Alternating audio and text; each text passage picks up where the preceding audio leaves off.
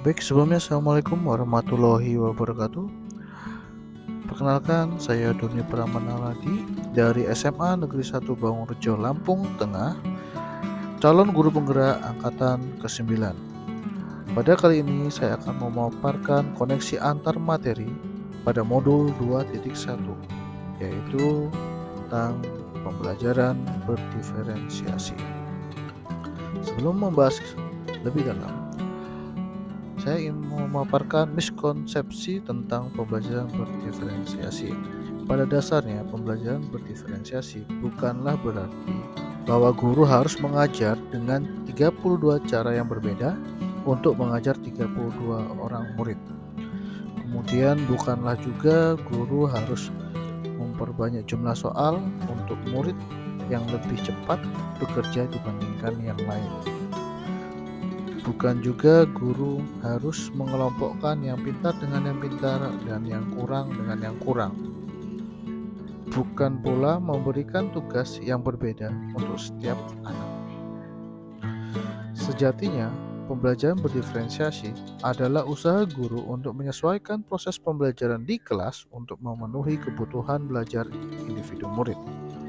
Menurut Tomlinson, dalam kelas yang mengimplementasikan pembelajaran berdiferensiasi, seorang guru melakukan upaya yang konsisten untuk merespon kebutuhan belajar murid. Pembelajaran berdiferensiasi adalah serangkaian keputusan masuk akal yang dibuat oleh guru yang berorientasi kepada kebutuhan murid yang ada di kelas.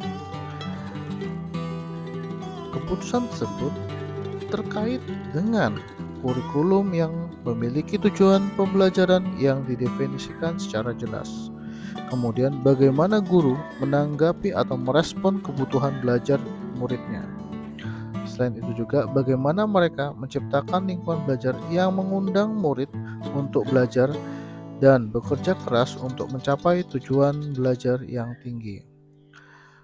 Memanajemen kelas yang efektif dalam proses pembelajaran dan penilaian berkelanjutan.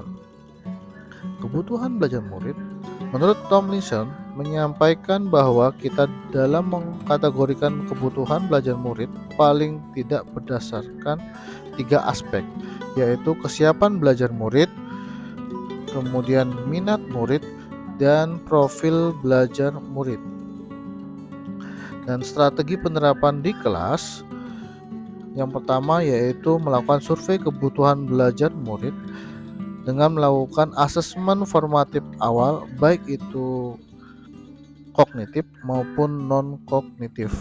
Kemudian yang kedua yaitu menganalisis hasil survei atau asesmen formatif awal untuk menentukan kebutuhan murid yang ada di kelas.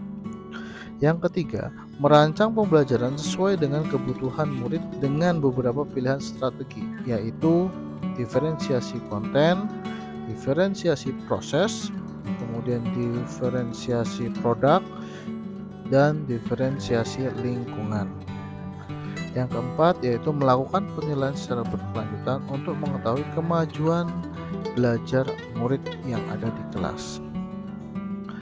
Dan pembelajaran berdiferensiasi dalam memenuhi kebutuhan belajar murid.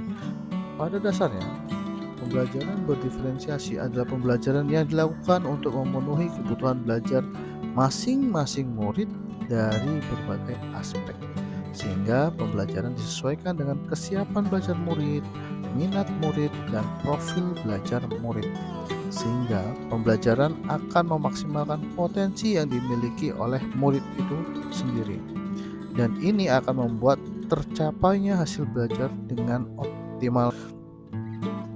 Kemudian, kaitan dengan modul sebelumnya, pembelajaran berdiferensiasi merupakan upaya dalam mewujudkan pemikiran Ki Hajar Dewantara bahwa pendidikan adalah tuntunan segala kodrat pada murid agar mencapai keselamatan dan kebahagiaan di masa yang mendatang. Selain itu, pembelajaran berdiferensiasi ini dapat mengembangkan murid yang sesuai dengan kodratnya yang melekat pada murid itu sendiri dan yang jelas berbeda antara satu dengan yang lain. Kemudian, Pembelajaran diferensiasi dapat memotivasi secara intrinsik murid untuk melaksanakan pembelajaran dengan maksimal karena pembelajaran disesuaikan dengan kebutuhan belajar murid, baik dari kesiapan belajar murid, minat murid, dan profil belajar murid yang ada di kelas.